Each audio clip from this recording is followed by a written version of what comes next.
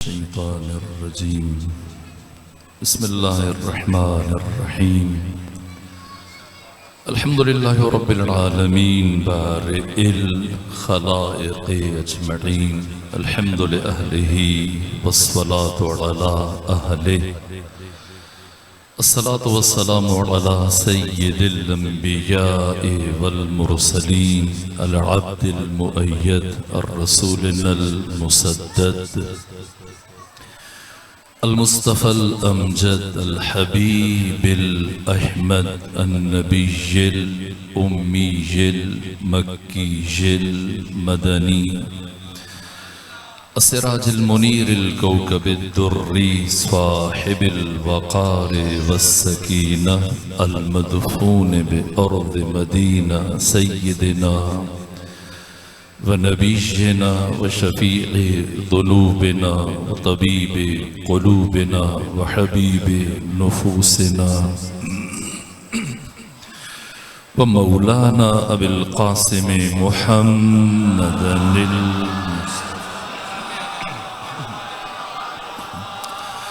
व अहल बैतिहिल अत्यबीनल अतहरीनल अंजबीनल मअसूमीनल मज़लूमीन व रहमतुल्लाहि अला अहबाबिहिम व अस्हाबिहिम व शीअतिहिम व मुहिब्बीहिम व मवालीहिम अजमईन व लअनतुल्लाहि अला अअदाइहिम व मुनकिरी फ़ज़ाइलिहिम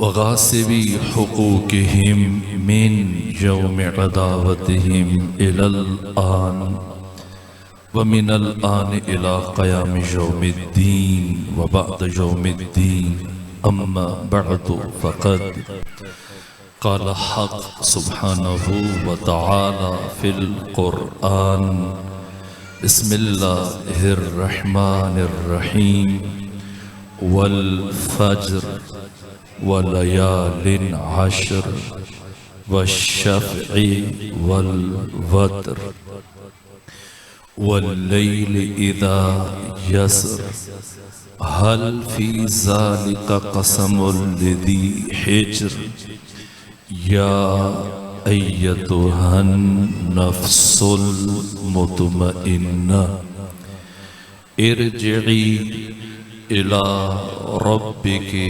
रादियतम मर्दिया फदखुली फ़ी इबादी वदखुली जन्नती। सलावत भेजिए खानदान फातिमा।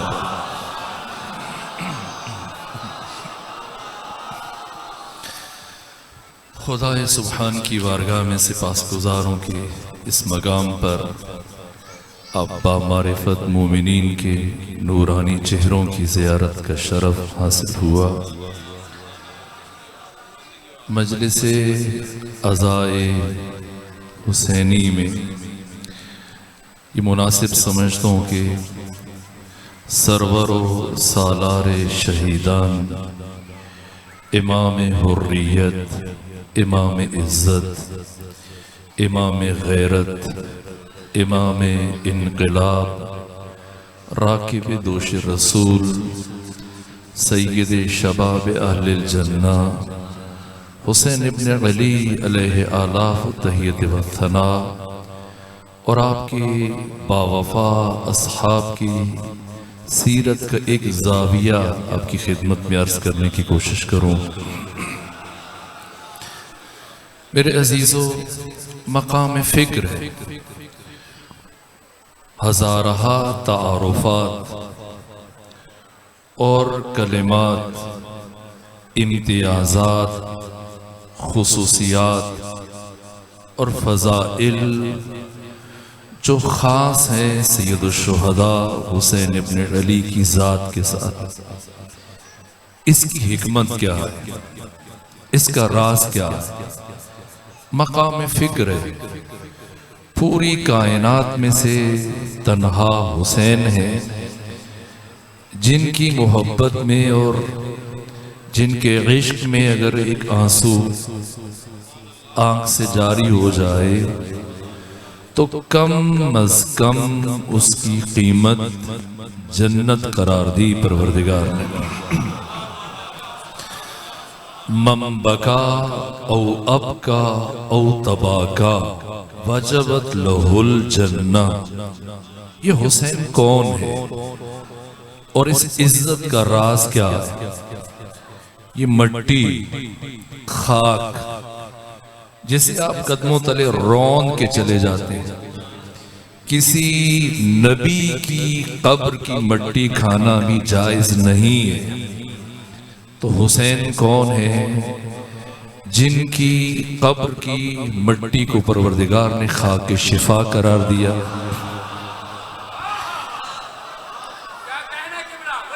इसका शरफ, इस शरफ का राज क्या है कि जैसे ही अपना घर छोड़कर कोई ज़ाहिर हुसैन करबला जाता है, कब्र हुसैन पर या जरिए हुसैन पर हाथ रखता है, तो कामिल ज़ियारात में सैयद इब्ने ताऊस ने इमाम शिशुम की ये हदीस बयान की।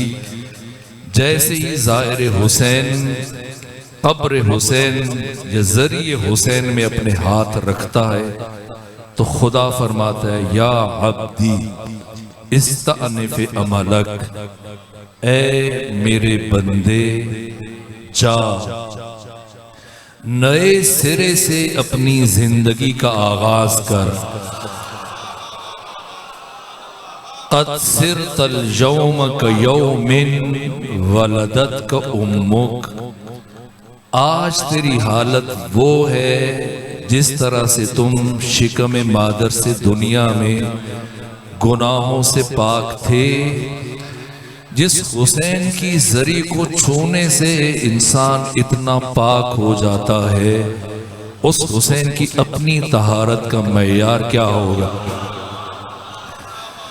मैंने रिवायात में पढ़ा, खत्मी मर्तबत ने फरमाया, तारीख इंसानी में, तारीख आदम में, तारीख आलम में, तारीख खातम में, तारीख बशर में, तारीख इंसानी में कभी भी इतनी तादाद में मलाइक और फरिश्ते एक साथ जमीन पर नहीं उतरे जितने मलाइक और फरिश्ते 3 शाबान को अली और बतूल को मुबारकबाद देने के लिए पैगंबर गिरामी इस्लाम के यहाँ तशरीफ लाए।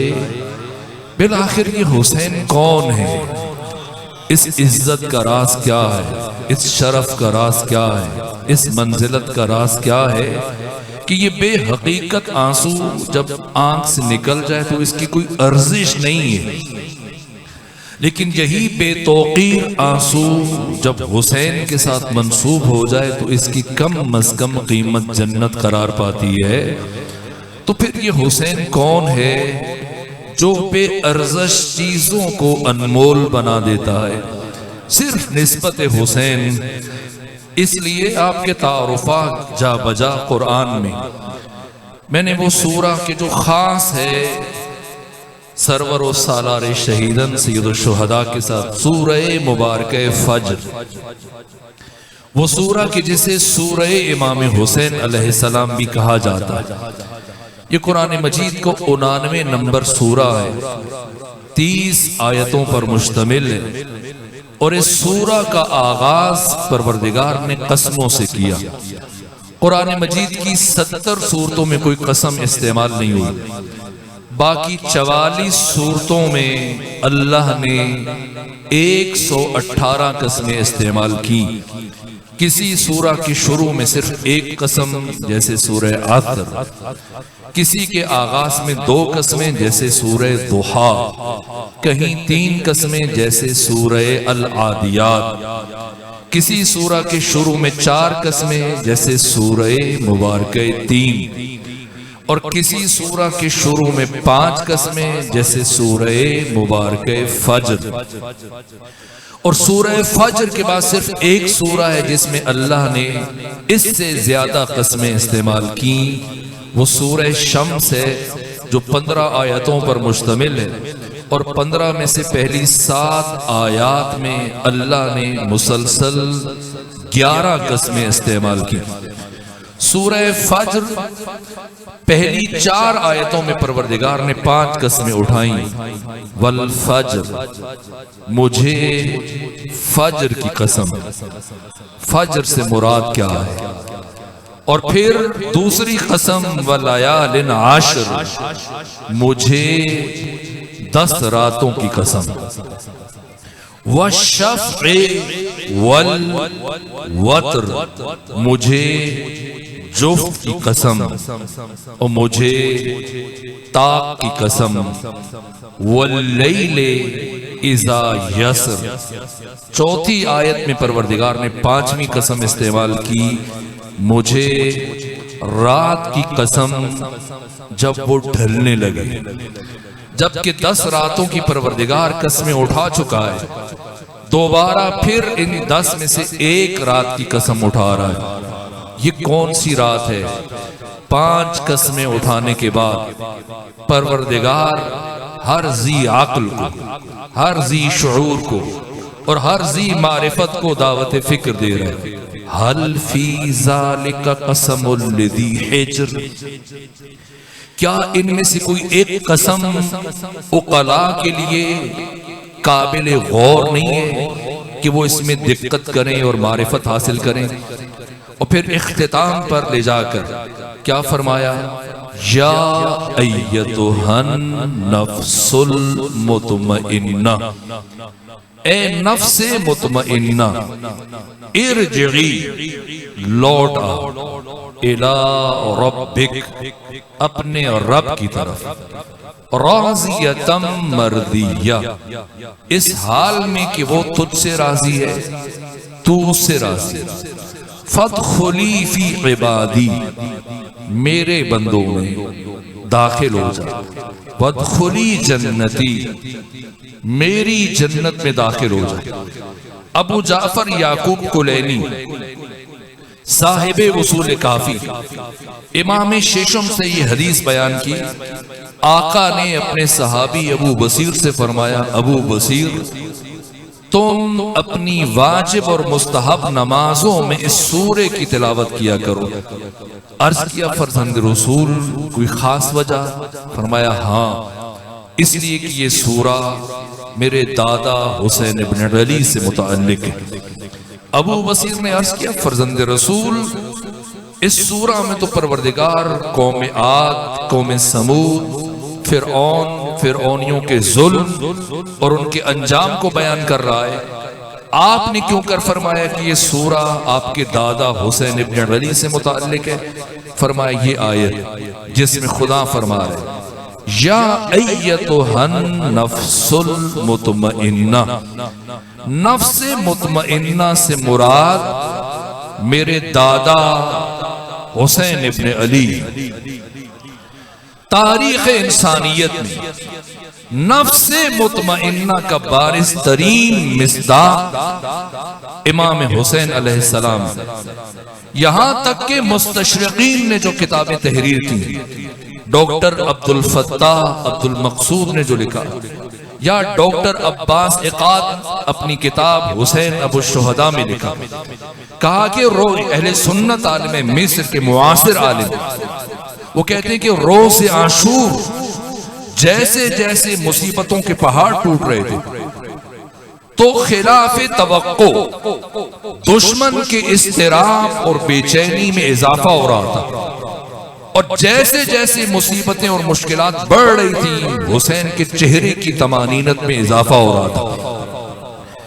यहां तक कि जब हुसैन की शहादत के लम्हात करीब आए और यजीद की फौज का रिपोर्टर, जिसे यजीद ने शाम से भेजा था कि मुझे शबअस रबई पर, शबअस बिन रबई पर एतमाद नहीं, अम्र बिन हज्जाज पर एतमाद नहीं, शिम्र बिन जिलजोशन पर एतमाद नहीं, हुरमला बिन अज़बही पर एतमाद नहीं, तुम जाओ और जाकर मेरे साथियों की कारकर्दगी को और हुसैन के साथियों की कारकर्दगी को लिखते जाना, और मुझे एक एक बात बताना कि किसने क्या किया। मेरे साथियों ने, मेरे मुखालिफीन ने 3 मुहर्रम को हुसैन करबला पहुंचे, 8 दिन कयाम फरमाया, और 3 मुहर्रम को ये फर्द यजीदी फौज का रिपोर्टर ये भी करबला पहुंच गया, और 8 दिन मुसलसल इमाम हुसैन की शख्सियत का जायजा लेता रहा। बोलते कैसे हैं, चलते कैसे हैं, गुफ्तगू कैसे करते हैं, अपनों के साथ रवैया क्या है,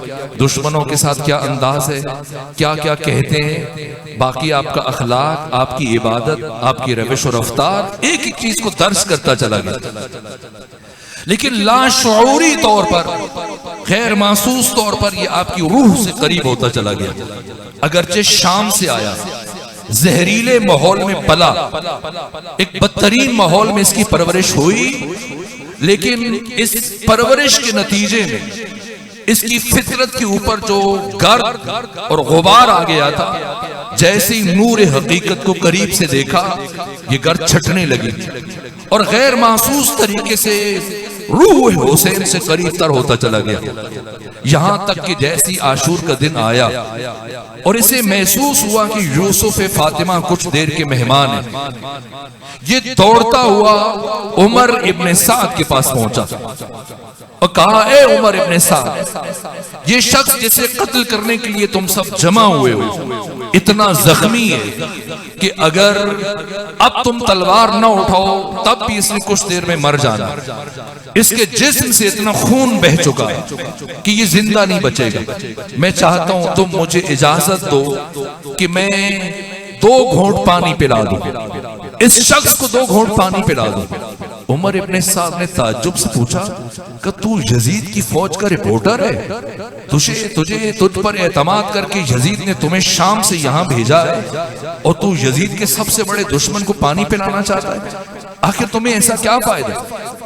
डरो नहीं, मैं वादा करता हूं अगर तुमने मुझे इस जख्मी को पानी पिलाने की इजाजत दी तो माले दुनिया में से जो कुछ मेरे पास है सारे का सारा तुम्हें दे दूंगा, और वादा करता हूं कि मैं यजीद के पास जाकर तुम्हारी शिकायत नहीं करूंगा। का आखिर तुम्हें क्या फायदा? इसे पानी पिलाने से तुम्हें क्या मिलेगा कि अपना सारा माल मुझे देने के लिए तैयार हो? का ए उमर, मैं 8 दिन से मुसलसल करबला में इस इंसान को मुशाहिदा कर रहा हूं और जो नूर इस इंसान के चेहरे पर देख रहा हूं, बिलखुसूस आज के दिन जैसे जैसे तुम्हारे सिपाही हमलों पर हमले कर रहे हैं और इस शख्स पर मसाइब के पहाड़ टूट रहे हैं, आज के दिन मैं इस शख्स के चेहरे पर एक ऐसा नूर और तमानीनत महसूस कर रहा हूं कि मुझे यकीन हो चुका है कि अल्लाह का इंतहाई खास बंदा है। अगर मैं पानी ले जाऊं और एक मर्तबा ये निगाहे लुत्फ और करम मेरे चेहरे पर डाल दे तो मुझे यकीन है कि परवरदिगार मेरे सारे गुनाहों को बख्श देगा और परवरदिगार जन्नत को मुझ पर वाजिब करार दे देगा। जब उमर इब्ने साद ने ये जमानत सुनी, कह जाओ इजाजत, पानी पिलाओ। इसने एक ज़र्फ अपने हाथ में लिया, दौड़ता हुआ दरिया फुरात की तरफ बढ़ा, यहां तक कि इसने पानी का जाम भरा। जितनी देर में ये गया और पानी लेके पलटा, सैयद इब्ने ताऊस ने लिखा, साहिब मिनहाज दुमू ने लिखा, जितनी देर में यजीदी फौज का रिपोर्टर वापस आया इतनी देर में शिम्र इब्ने जिलजोशन और सनान इब्ने अनस ने या तो अज खुद या उमर इब्ने साद के कहने पर सरे हुसैन इब्ने अली तन से जुदा कर दिया था।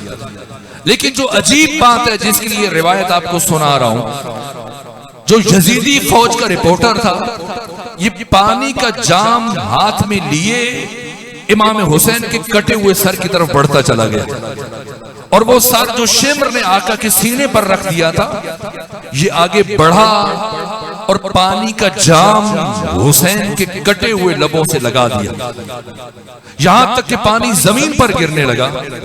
उमर इब्ने साद ने चिल्ला कर कहा, अरे यजीदी फौज के रिपोर्टर, क्या कभी तुमने देखा है कि कटा हुआ सर भी पानी पिए? जैसी उसने ये जुमला सुना, पलटकर उमर इब्ने साद की तरफ रुख किया और ये जुमला का ए उमर इब्ने साद, वल्लाहि लक़द शगलतनी नूर वजहिही अन फिक्रत क़त्ले। ए उमर इब्ने साद, अल्लाह की कसम, मुझे इस शख्स के चेहरे के नूर ने इतना मबहूत किया, इतना जज्ब कर लिया कि मैं ये भूल ही गया कि इस इंसान का गला कट चुका है। हुसैन नूर खुदा, हुसैन रूए जमीन पर नफ्से मुतमइन्ना का कामिल तरीन मिसदाक, बारिश तरीन मिसदाक, दुश्मनों की ये गवाही है। इसलिए कुरान फरमा रहे, या अय्यतुहन नफ्सुल मुतमइन्ना, ए नफ्से मुतमइन्ना, इरजिई, लौटा, इला रब्बिक, अपने रब की तरफ, इस हाल में राज़ियतन, तू उससे राजी, मर्जिया, वो तुझसे राजी, फदखुली फी इबादी, आ और आकर मेरे बंदों में दाखिल हो जा। ये दूसरी बड़ी सनद है, साहिबाने मारिफत समझ सकते हैं। अब तो होना और है, अब तो होना और है। जो खुदा सूरह फज्र में हुसैन का तारुफ पेश कर रहा है, क्या फर्क है अब्द में और अब्दुहू में? मरहूम इकबाल ने अपने शेर में बयान किया, क्या है अब्द? हम अब्द हैं। कोई नफ्स का बंदा है, कोई ख्वाहिश का बंदा है, कोई शोहरत का बंदा है, कोई दौलत का बंदा है, कोई दुनिया का बंदा है। वो जो खालिसतन अब्द महज़ खुदा है, जिसकी तशहुद में रसूल के लिए गवाही देते हैं, इससे पहले कि रिसालत की गवाही दें, क्या कहते हैं? अब्दुहू व रसूल। ये मकाम उबूदियत मुतलका परवरदिगार। क्या फर्क है अब्द में और अब्दुहू में? इकबाल ने कहा, अब्द दीगर अब्दुहू शैए दिगर, का अब्द और है, अब्दुहू और है। इकबाल, क्या फर्क है? का अन सरापा इंतजार अन मुंतजर। अब्द वो है जो कोहे तूर पर खड़े होकर हक ताला की तजल्ली के ज़ुहूर का इंतजार कर रहा है, और अब्द वो है जिसका बज़्म अर्श पर खुद खुदा इंतजार कर रहा है। फदखुली फी इबादी, मेरे बंदों में दाखिल हो जा। क्यों? इसलिए कि पहले से मेरे कुछ बंदे आपके मुंतजिर हैं। कौन? मोहम्मद मुस्तफा, कौन? अली, कौन? फातिमा, कौन? हसन। मेरे साथ ये चारों आपका इंतजार कर रहे हैं। फदखुली फी इबादी, आ और मेरे बंदों में शामिल हो जा। फदखुली जन्नती, मेरी जन्नत। जन्नत एक ज़ी मरातिब मकाम है, जैसे सूरह मोमिनून ने खुदा ने फरमाया, जैसे सूरह अनफाल की दूसरी, तीसरी और चौथी आयत में परवरदिगार ने फरमाया, जैसे सूरह निसा में खुदा ने फरमाया। जन्नत कोई ऐसा पार्क नहीं है कि सबको इसमें दाखिल कर दिए जाओ, तुम भी चले जाओ, तुम भी चले जाओ, तुम भी ना। जन्नत क्या है? जन्नत मकान नहीं है, जन्नत मकाम है जिसके दरजात हैं और हजार हा दरजात हैं। मुमकिन है हम खुदा हमें ले जाए जन्नत में और शायद जिंदगी में एक मर्तबा भी दूसरे को ना देख सके। दरजात है। मैंने पढ़ा बिहारुल अनवार की 95 नंबर जिल्द में अल्लामा मजलसी ये छठे इमाम से हदीस बयान करते हैं कि अहले जन्नत 70,000 साल में एक मर्तबा सरदार जन्नत हुसैन इब्ने अली के चेहरे की जियारत किया करेंगे। इसका मतलब जिस जन्नत में खुद हुसैन रहते हैं वो अलग है, और उस जन्नत में कौन कौन जाएगा ये गुफ्तगू के इख्तितामी हिस्से में ये जुमला अर्ज करूंगा। वल फज्र, मुझे फज्र की कसम। क्यों? परवरदिगार नूर हुसैन इब्ने अली को फज्र से तशबीह दे रहा है। इसलिए कि जब बनु उमैया के तारा और तारीख दौर में हक और बातिल को आपस में यूं आमीख्ता कर दिया गया कि कयामत तक आने वाला इंसान खैर और शर, हक और बातिल को बाहम जुदा नहीं कर पाए, इस दिन के लिए परवरदिगार ने नूर हुसैन को जमीन पर उतारा। जिससे मुताल्लिक एक शायर ने कहा कि जब खैर और शर में दिक्कत तफरीक हो गई, बेसाख्ता हुसैन की तखलीक हो गई। हुसैन फज्र है, उस तारीख रात के बाद उस सहर का नाम हुसैन इब्ने अली। रात में आप नहीं पहचान सकते कि दोस्त कौन है, दुश्मन कौन है, अपना कौन है, बेगाना कौन है। ये हुसैन इब्ने अली है कि जब मारिका आशूरा का ज़ुहूर हुआ तो उसके बाद हमेशा के लिए हक को बातिल से जुदा कर दिया और तागूत के चेहरों से हमेशा के लिए नकाब को उलट दिया। वल फज्र वल लयालिन आश्र, और मुझे 10 रातों की कसम। लेकिन पहले हुसैन, एक जुमला मैंने डॉक्टर अब्बास महमूद इकाद का कहा और दूसरा जुमला भी अहले सुन्नत आलिम। ये फज्र, ये कौन सा दिन है? फज्र से मुराद रोज़े आशूर, ये आशूर का दिन जो तुलू हुआ, तारीख इंसानी का नाकाबिल फरामोश दिन, जिससे मुतल्लिक डॉक्टर अब्बास महमूद इकाद ने की जुमला लिखा कि जब मैंने सुन्नी आलिम का जब मैंने करबला को पढ़ा तो मैं इस नतीजे पर पहुंचा कि रोज़े आशूर मैदान करबला में बैक वक्त 2 तरह की जंग चल रही थी। एक जंग लश्कर हुसैन और लश्कर यजीद के दरमियान चल रही थी, तवज्जो, और दूसरी जंग खुद हुसैन इब्ने अली की जात के अंदर आपकी सिफात के दरमियान चल रही थी। हर वस्फ हुसैन और हर कमाल हुसैनी ये चाहता था कि दूसरे से आगे निकल जाए। हुसैन की शुजाअत चाहती थी कि इस्तिकामत से आगे बढ़ जाए, हुसैन की इस्तिकामत चाहती थी कि हुसैन की इबादत से आगे बढ़ जाए, इबादत चाहती थी ज़ुहद से आगे निकल जाए, ज़ुहद चाहता था मारिफत से आगे निकल जाए। हर वस्फ हुसैन पूरे उरूज पर, पूरे कमाल पर अगर मारिफत का अंदाजा लगाना चाहें तो सैयद इब्ने ताऊस ने अल-लुहूफ में लिखा कि रोज़े आशूर जब अबू सुमामा साइदी आका की बारगाह में आए, अर्ज किया, आका क्या ज़वाल हो गया, क्या नमाज का वक्त हो गया? इमाम हुसैन ने आसमान की तरफ सर उठाया और फरमाया ला, फिर फौरन से कहा नाम। हैरत से पूछा अबू सुमामा साइदी ने, फरजंद रसूल मैं समझा नहीं, मसला आप मुझसे सवाल करें, बातें पहुंच रही, अगर आप मुझसे सवाल करें कि दोबारा आएंगे यहाँ मजलिस के लिए, अगर कभी दोबारा बुलाया तो यहाँ आएंगे, और मैं कहूँ नहीं, हाँ, तो अब क्या कहेंगे कि क्या समझे, नहीं या हाँ? बेईन नहीं, अबू सुमामा साइदी ने पूछा नमाज का वक्त हो गया, सवाल हुआ, फरमाया नहीं, फौरन से कहा नाम, हाँ, का फरजंद रसूल समझा नहीं। आका ने फरमाया जब तुमने सवाल किया तब वक्त नहीं हुआ था, जब मैंने जवाब देने के लिए अपने लबों को जुम्बश दी तब भी वक्त नहीं हुआ था, लेकिन जैसे ही मैंने ला को मुकम्मल किया मैंने देखा वक्त दाखिल हो गया, मैंने फौरन से नाम कह दिया। नब्ज़ कायनात पर हाथ है हुसैन इब्ने अली का, ये हुसैन की मारिफत है। और हुसैन की शुजाअत किस दर्जे पर है, यहां तक कि 3 दिन के सूखे गले से एक मर्तबा हुसैन इब्ने अली जब 72 के 72 शहीद हो चुके, यहां तक कि अली असगर शहीद हो चुके, एक मर्तबा उमर इब्ने साद आगे बढ़ा और कहा, ऐ हुसैन इब्ने अली, मुझे अभी अभी दारुल अमारा से, कूफा से इब्ने मरजाना का खत आया और उबैदुल्लाह इब्ने ज़ियाद कह रहा है कि हुसैन से कहो अगर अभी भी मुआफी मांग ले, और अभी भी अगर हुसैन यजीद इब्ने मुआविया इब्ने अबू सुफियान इब्ने हर्ब इब्ने उमैया की बैत कर ले तो हुसैन को मुआफ कर दिया जाएगा। जैसे ही उमर इब्ने साद ने ये खत पढ़कर इमाम हुसैन को सुनाया, 3 दिन के सूखे गले से इतने प्यासे थे हुसैन कि सैयद इब्ने ताऊस ने लिखा कि हुसैन वक्त आखिर शिद्दत प्यास की वजह से जब आसमान की तरफ सर उठाते थे, आसमान हुसैन को धुएं की शक्ल में नजर आता था। इतने प्यासे हुसैन।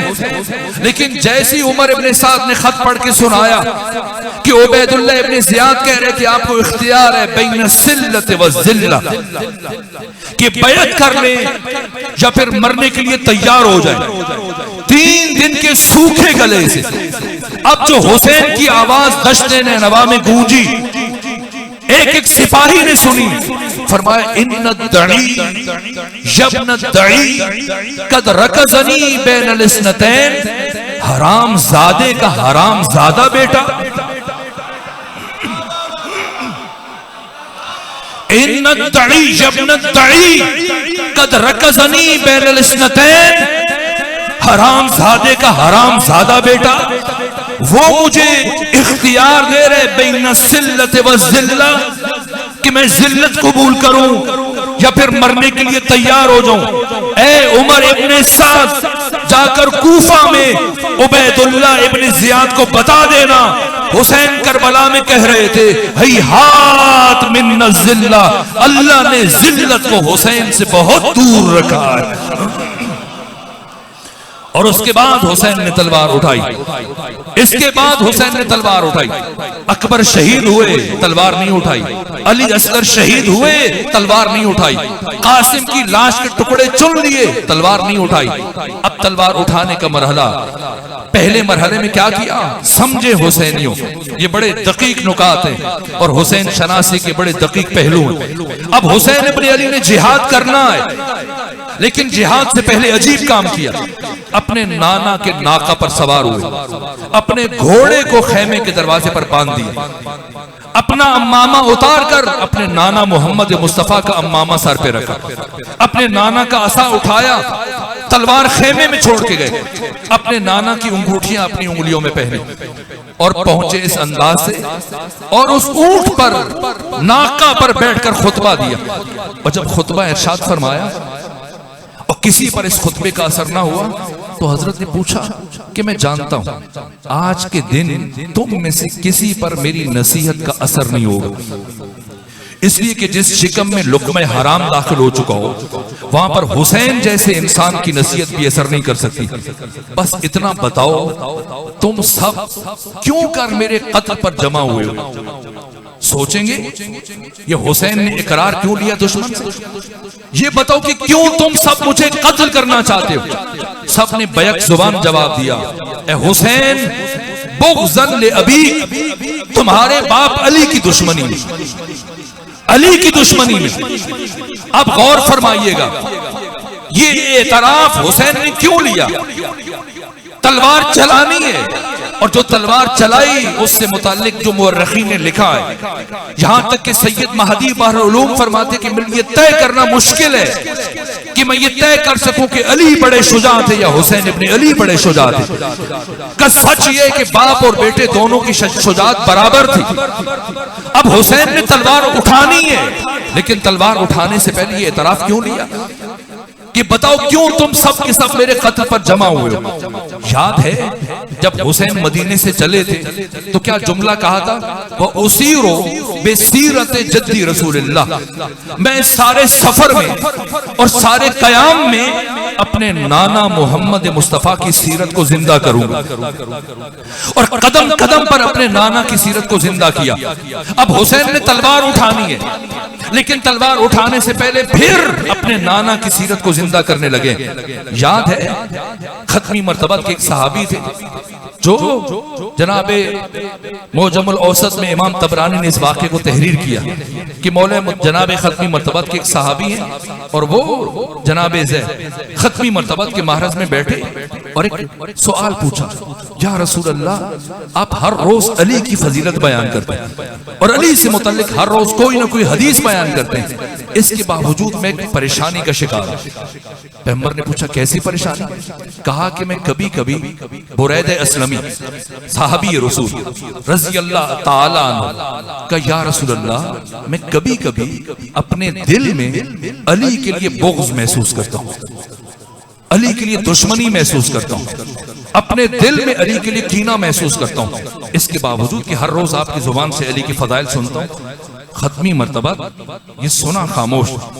यहां तक कि बुरैदा जवाब के इंतजार में सर झुकाए बैठे, शर्म की वजह से पैगंबर की तरफ नहीं देख पा रहे। मुअज्जमुल औसत की 4थी जिल्द में इमाम तबरानी ने लिखा, यहां तक कि जब काफी वक्त गुजर गया और बुरैदा असलमी ने देखा कि पैगंबर की तरफ से कोई जवाब नहीं आ रहा, इन्होंने देखने के लिए सर उठाया कि पैगंबर क्यों मेरे सवाल का जवाब नहीं दे रहे। एक मर्तबा जब सर उठाया तो क्या देखा कि अगरचे सर्दी का मौसम है, इसके बावजूद पैगंबर का चेहरा गुस्से से सुर्ख है और पसीने के कतरे जमीन पर गिर रहे हैं। बुरैदा परेशान हुए, मैंने ऐसी बात कह दी जिससे मैंने रसूल को नाराज कर दिया। अब परेशान हुए, अर्ज किया या रसूलल्लाह, तवज्जो, या रसूल अल्लाह मुझसे गलती हुई, आप मुझे माफ कर दीजिए। लेकिन गलती के एतराफ के बावजूद देखा पैगंबर ने कोई जवाब नहीं दिया, कोई जवाब नहीं दिया। सोचा बात गलती से आगे बढ़ चुकी है, अर्ज किया या रसूल अल्लाह मुझसे गुनाह हुआ, मुझसे गुनाह हुआ, आप अल्लाह के नबी हैं, मुझे माफ कर दें। लेकिन एतराफ गुनाह के बावजूद बुरैदा असलमी ने देखा पैगंबर की तरफ से कोई जवाब ना आया। अब बुरैदा की परेशानी हद से बढ़ी और जब कुछ समझ में ना आया, इमाम तबरानी ने लिखा, मुअज्जमुल औसत में इमाम नसाई ने लिखा, जब बुरैदा की परेशानी हद से बढ़ी, अर्ज किया या रसूल अल्लाह, या रसूल अल्लाह हाथ बढ़ाइए, मैं आपके हाथ पर दोबारा इस्लाम की बैत करता हूं। और लिखते हैं इमाम तबरानी कि जब बुरैदा ने यह कहा कि हाथ बढ़ाएं, मैं आपके हाथ पर दोबारा इस्लाम की बैत करता हूं, तो का बिला फासला खत्मी मर्तबत ने अपना हाथ बढ़ा दिया। यानी क्या मतलब, यानी पैगंबर की निगाह में अली इब्न अबी तालिब से दुश्मनी रखना कुफ्र है और अली का दुश्मन पैगंबर की निगाह में काफिर है। अगर बात पहुंची है तो सुने, रोज़े आशूर हुसैन इब्न अली ने तलवार उठानी है, लेकिन तलवार उठाने से पहले दुश्मन से यह एतराफ क्यों लिया कि बताओ क्यों तुम सब मेरे कत्ल पर जमा हुए हो? इसलिए कि हुसैन ने मुअर्रिख के सुपुर्द नहीं किया कि वो करबला की तारीख लिखे। मुअर्रिख के कलम में इतनी सलाहियत नहीं थी कि वो हुसैन के इक़दामात की तफसीर बयान कर सकता, इसलिए हुसैन करबला की तारीख अपने हाथ से खुद लिख कर जा रहे हैं। तलवार उठाने से पहले ये एतराफ इसलिए लिया ताकि कहीं मुअर्रिख ये न लिखे कि करबला में मुसलमानों की जंग हो गई थी। करबला में 2 मुसलमान गिरोहों की जंग हो गई थी। हुसैन इब्न अली ने यह एतराफ लेकर जब पूछा कि क्यों मेरे कत्ल पर जमा हुए हो, सबने कहा बुग़्ज़न ले अभी, तेरे बाप अली की दुश्मनी में। हुसैन ने यह एतराफ लेकर उनके कुफ्र पर मोहर तस्दीक सब्त कर दी कि खबरदार अब कोई मुअर्रिख क़यामत तक न लिखे कि हुसैन ने मुसलमानों से जंग की, इसलिए कि जब हुसैन के मुकाबले में आ जाए अब ये मुसलमान नहीं रहेगा। और अब जो तलवार उठाई, क्या जंग थी जिससे मुतल्लिक अबुल असर हफीज जालंधरी ने लिखा, जिन्होंने पाकिस्तान का कौमी तराना, ये बच्चे जो स्कूलों में पढ़ते हैं कौमी तराना किसने लिखा? अबुल असर हफीज जालंधरी ने। इन्होंने भी जब करबला में हुसैन की जंग देखी तो नजरअंदाज न कर सके और किन लफ्जों के साथ हुसैन को खिराज ताज़ीम पेश किया कि लिबास है फटा हुआ, गुबार में अटा हुआ, तमाम जिस्म नाज़नी छिदा हुआ, कटा हुआ। ये कौन सी वकार है, बला का शाह सवार है कि है 1000 कातिलों के सामने डटा हुआ। ये बिल यकी हुसैन है, नबी का नूर ऐन है। ये कौन हक परस्त है, मैं रजा में मस्त है कि जिसके सामने कोई बुलंद है न पस्त है, इधर 1000 घात है। मगर अजीब बात है कि 1 से 1000 का भी हौसला शिकस्त है। ये बिल यकी हुसैन है, नबी का नूर ऐन है। इधर सिपाही शाम है, 1000 इंतजाम है। इधर है दुश्मनाने दी, इधर फकत इमाम है। मगर अजीब शान है, गजब की आन बान है कि जिस तरफ उठी है तेग बस खुदा का नाम है। ये बिल यकी हुसैन है, नबी का नूर ऐन है। ये हुसैन की शुजाअत है, वो हुसैन की इस्तिकामत, वो हुसैन की जुर्रत इजहार और हुसैन का जूदो अता। बस मैं इख्तितामी मराहिल की तरफ लेके चलूं, यहां तक कि फज्र ये दिन रोज़े आशूर, इस दिन की सुबह को परवरदिगार कसम उठा रहे हैं, मुझे फज्र की कसम, वलयालिन आशर, और मुझे 10 रातों की कसम। ये कौन सी 10 रातें हैं? अगर फज्र का मफहूम रोशन हुआ तो 10 रातों का मफहूम भी आया हो गया। कौन सी 10 रातें? ये माह मुहर्रम की पहली 10 रातें, वलयालिन आशर वश्शफ़ए वलवत्र, कसम है जुफ्त की जब ये सब इकट्ठे थे, वलवत्र कसम है जब हुसैन तन्हा रह गए, वल्लैले इज़ा यसर, और कसम है आखिरी जुमला अर्ज करो, कसम है रात की जब वो ढलने लगे। ये कौन सी रात कि परवरदिगार 10 रातों की कसम उठाने के बाद दोबारा इनमें से एक रात की कसम उठा रहे। ये शबे आशूर है। शबे आशूर क्या हुआ शबे आशूर में कि परवरदिगार 10 रातों की कसम उठाने के बाद दोबारा इनमें से एक रात की कसम उठा रहे। अगर कोई शबे आशूर को समझना चाहता है तो पहले शबे हिजरत को समझ ले। अगर शबे हिजरत समझ में आ गई तो शबे आशूर भी समझ में आ जाएगी। एक सलावात भेजिए खानदाने पर।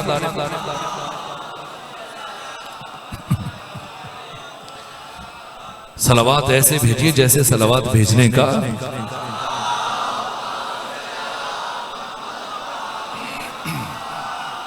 और पहली मर्तबा आपकी खिदमत में हाजिर हुआ और मुझे लग रहा है कि ये कहीं आखिरी मर्तबा ना हो जाए और दोबारा आपकी ज़ियारत का शर्त।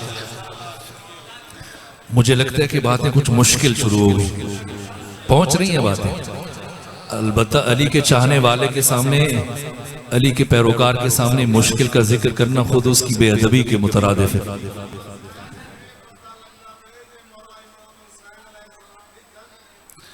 परवरदिगार आपको अपनी हिफ्ज़ व पनाह में रखे।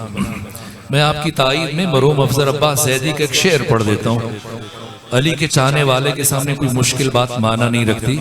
वो कहते हैं कि दिल जो हिकमत के मदीने से लगा लेता है, लो वो पुरनूर खजीने से लगा लेता है, और जो दरे हैदर सफदर पे झुकाता है जबी इल्म बढ़कर उसे सीने से लगा लेता है। मैं आखिरी जुमला अर्ज करूं मेरे अजीजों, अगर शबे आशूर की हकीकत को समझना है तो पहले शबे हिजरत को समझना होगा। इसलिए कि जो शबे हिजरत में हुआ बेऐन ही वही शबे आशूर में हुआ। शबे हिजरत में क्या हुआ? शबे हिजरत से मुताल्लिक खुद कुरान बयान फरमा रहे हैं, व मिनन नासे मई यशरी नफ्सहु इब्तिगाअ मरज़ातिल्लाह वल्लाहु रऊफुम बिल इबाद। इंसानों में से एक ऐसा है जो, व मिनन नासे लोगों में से एक, मन जो यशरी बेचता है, नफ्सहु अपना नफ्स, अपनी जान, अपनी हयात, अपनी जिंदगी क्या खरीदता है?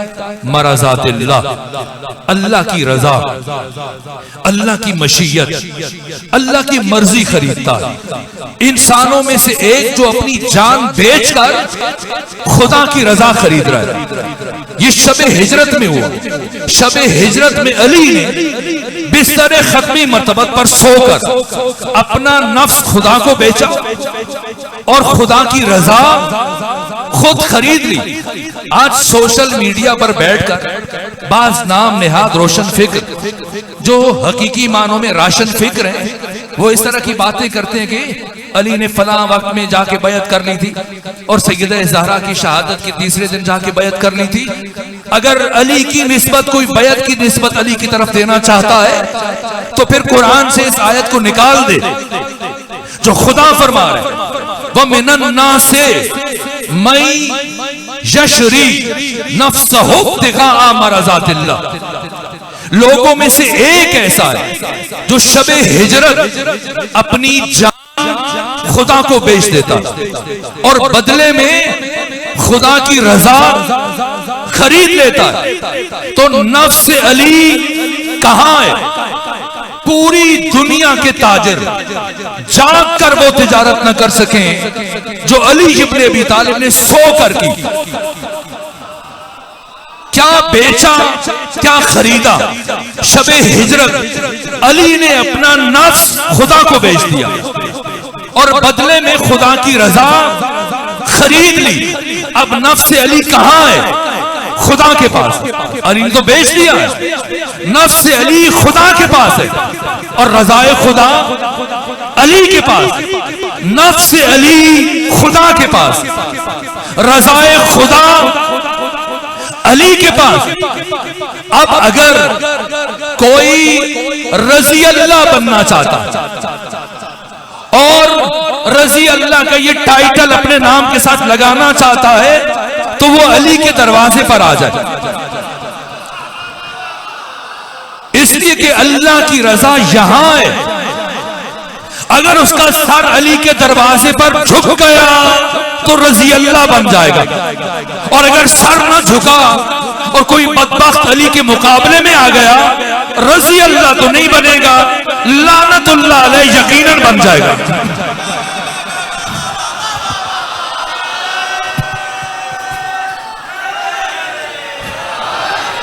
नफ्स अली खुदा के पास।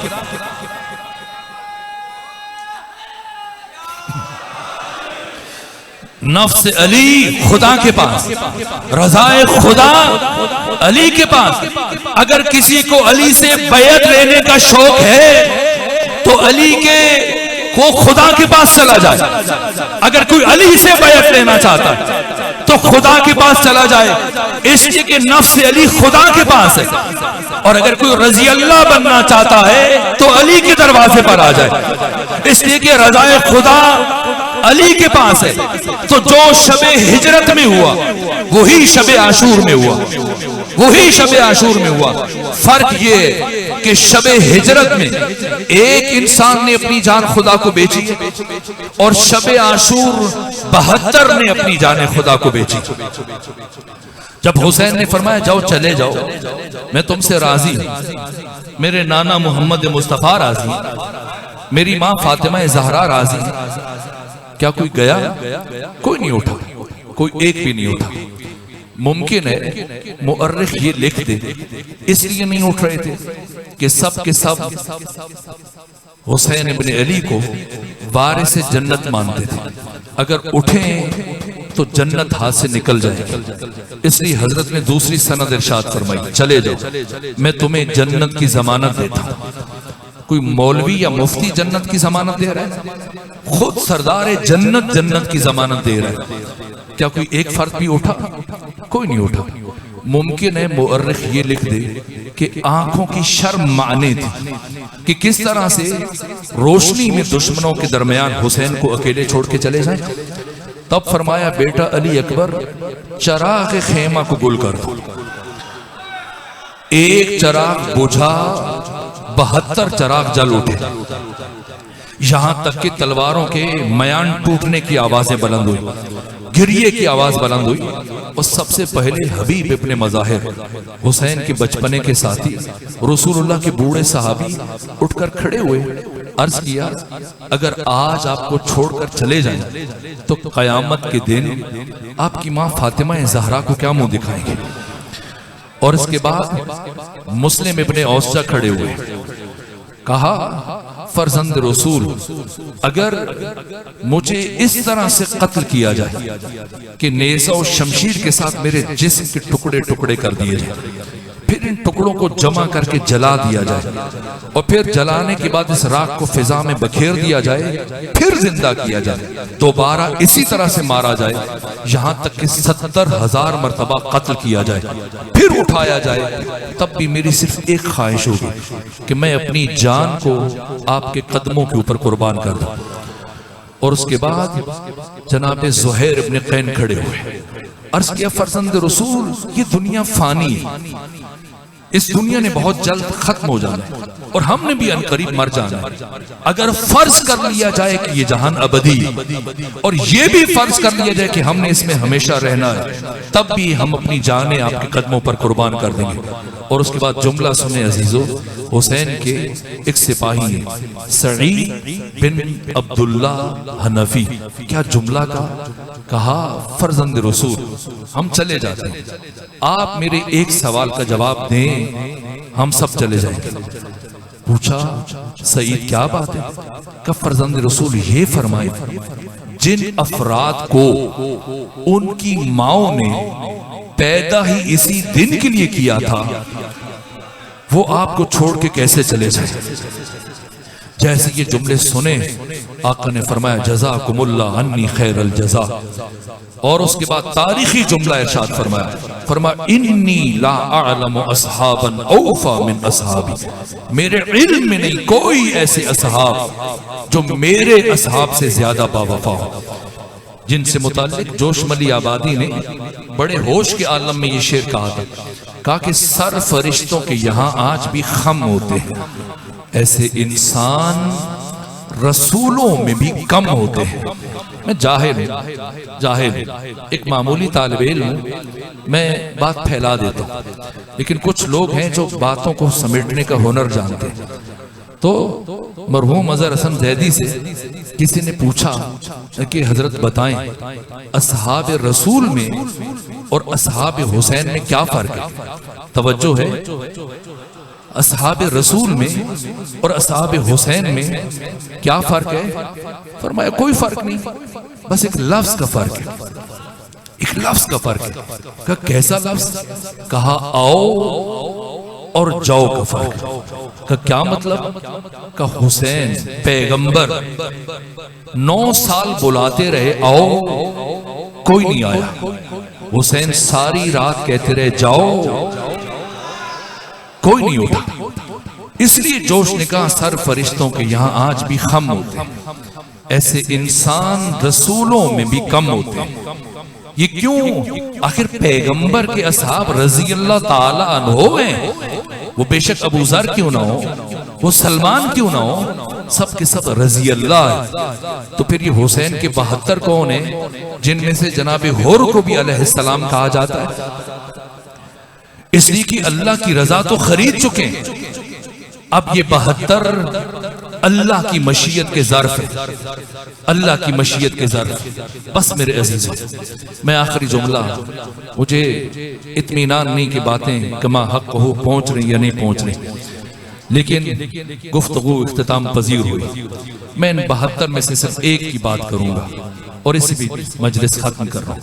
इन 72 में से एक सिपाही जिनका नाम है सईद बिन अब्दुल्ला हनफी, ये कितने थके हुए हैं किसी को अंदाजा है? 6500 किलोमीटर का सफर तय किया है।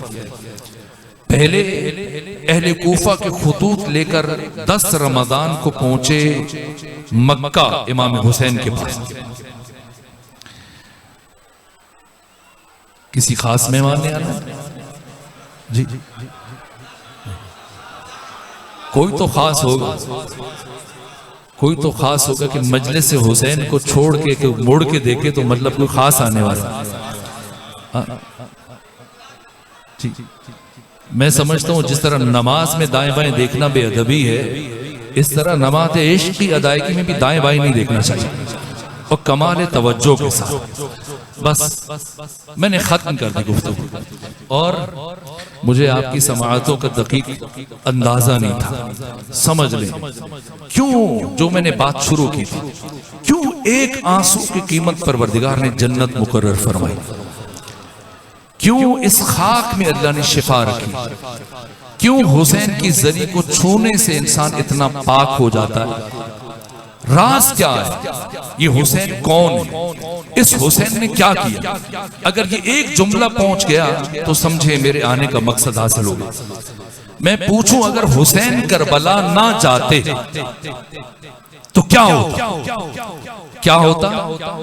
आज से चंद साल पहले लाहौर में मोची दरवाजे में एक कॉन्फ्रेंस थी, 3रा दिन था, साल ये कॉन्फ्रेंस होती थी। लाहौर मोची दरवाजा में, यहां तक कि तीसरे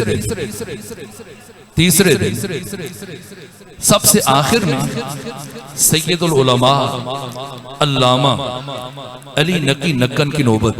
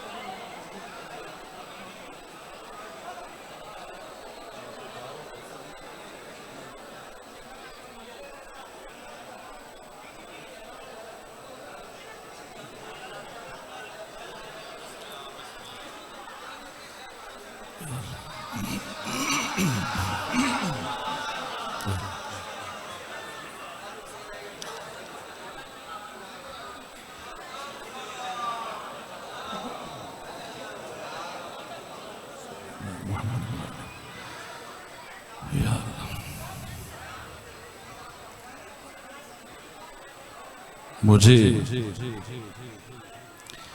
मजलिस हुसैन में और जो हम सियासी जलसे करते हैं उनमें कोई फर्क नजर नहीं आ रहा। इतने सालों से अगर मजलिस अज़ाए हुसैनी सुनकर हम तहजीब अज़ा नहीं सीख पाए तो वाक़ई लायक तसव्वुफ़ तअस्सुफ़ है, अफसोस। मैं मसाइब भी नहीं पढ़ रहा, मैं इंतज़ार कर रहा था कि बाद वाले कोई आए पहुंचे तो मैं गुफ्तगू समेट लूं।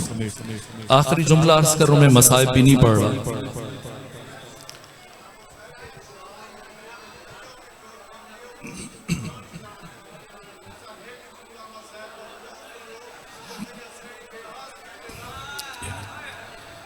बहरहाल इस पे खुद एहतसाबी के मरहले से खुद को गुजारिएगा। बहरहाल जब आपका ये मानना है,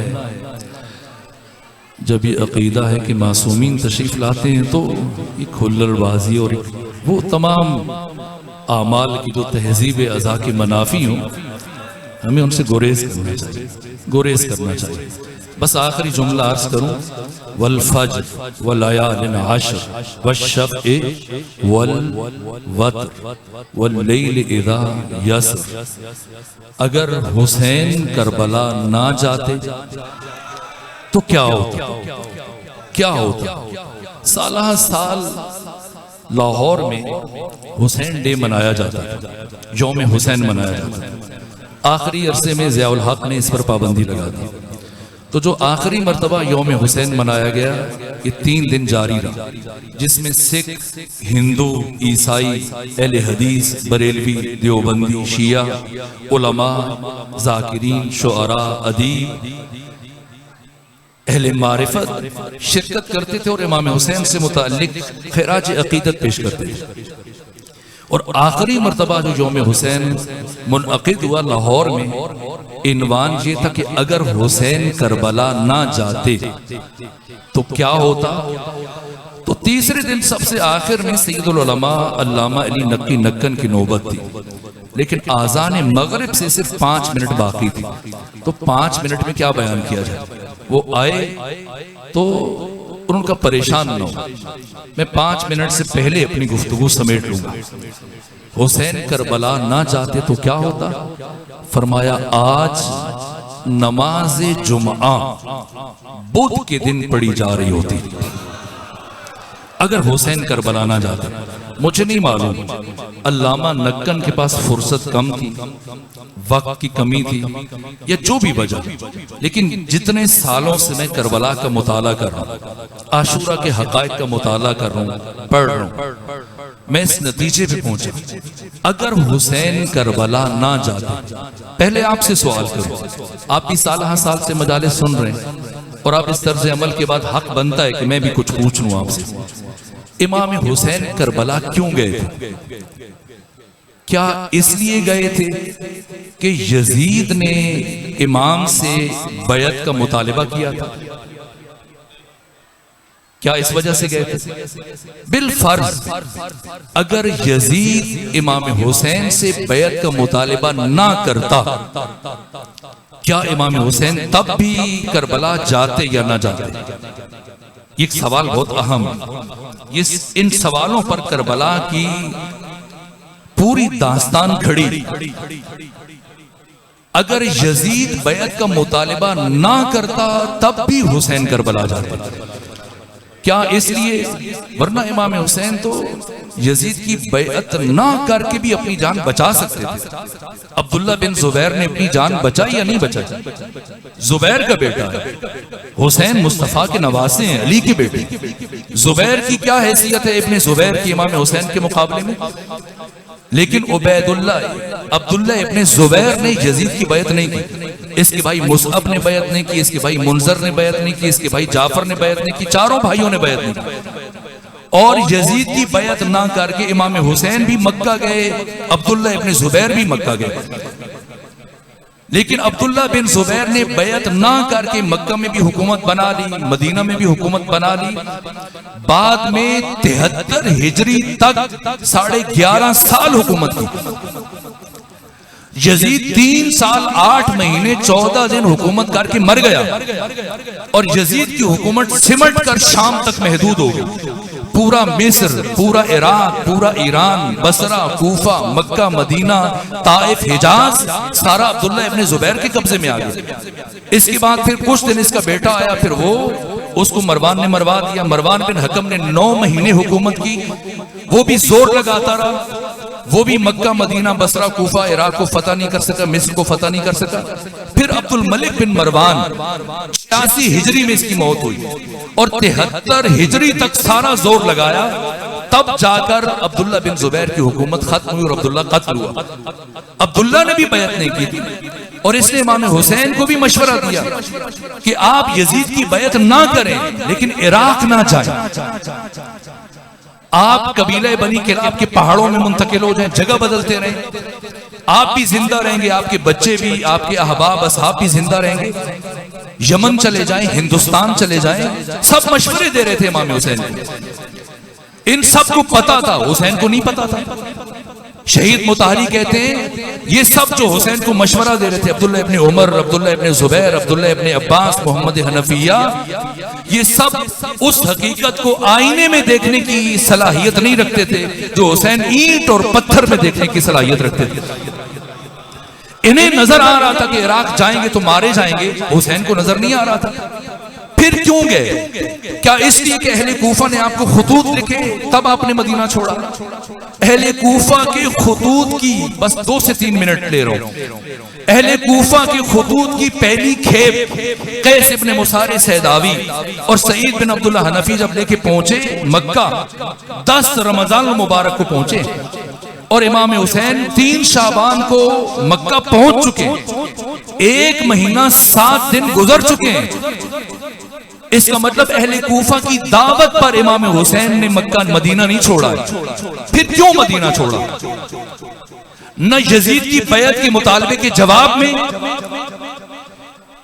न ही अहले कूफा के खुतूत के जवाब में हुसैन ने क्यों मदीना छोड़ा? और अगर हुसैन मदीना ना छोड़ते और करबला ना जाते तो क्या होता? हम पर जाकर किसी दूसरे शहर में जाकर अपनी जिंदगी गुजार सकते थे, खुद को भी बचा सकते थे, अपने बच्चों को भी मुखद्दरात इस्मत और तहरत का हिजाब भी बचा सकते थे। फिर क्यों छोड़ा मदीना और क्यों करबला गए? और अगर हुसैन करबला ना जाते तो क्या होता? आज सिर्फ नमाज जुमा बुध के दिन ना हो रही होती, बल्कि आज हर हराम हलाल बन चुका होता, हर हलाल हराम बन चुका होता, हर वाजिब को हराम समझ के हम छोड़ चुके होते, हर हराम को वाजिब समझ के। और इसके बाद हमारी मस्जिदों में, हमारे घरों में, हमारी इबादत गाहों में, हमारे शादी हालों के अंदर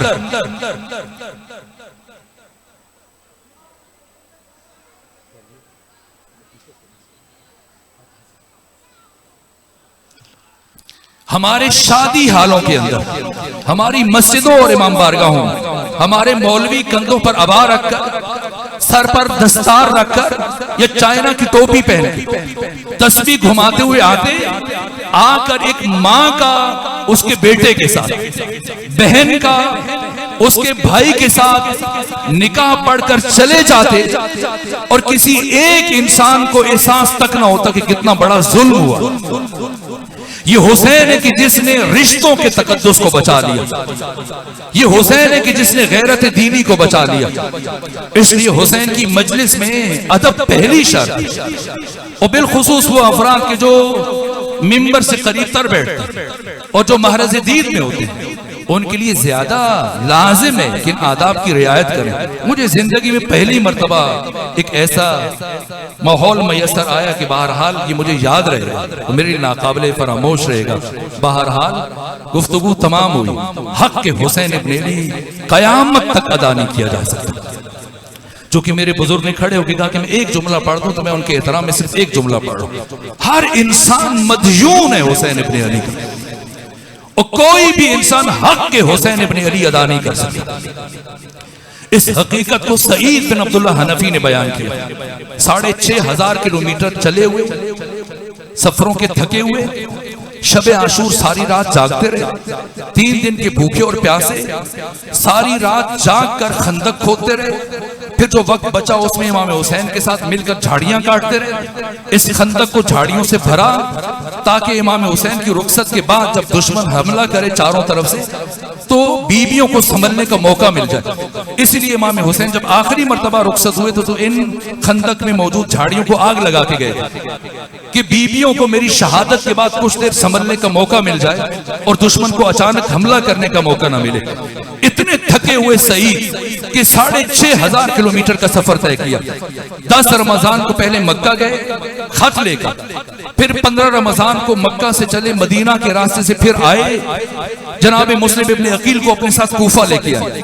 तीसरी मर्तबा फिर मुस्लिम का खत लेके गए। चौथी मर्तबा इमाम हुसैन का खत मुस्लिम के लिए लेके आए। घोड़े की पुष्ट पर आपके 7 साथी साथों के साथों शहीद हो गए। सहारा का सफर, मुश्किल तरीन सफर तय करने वाले।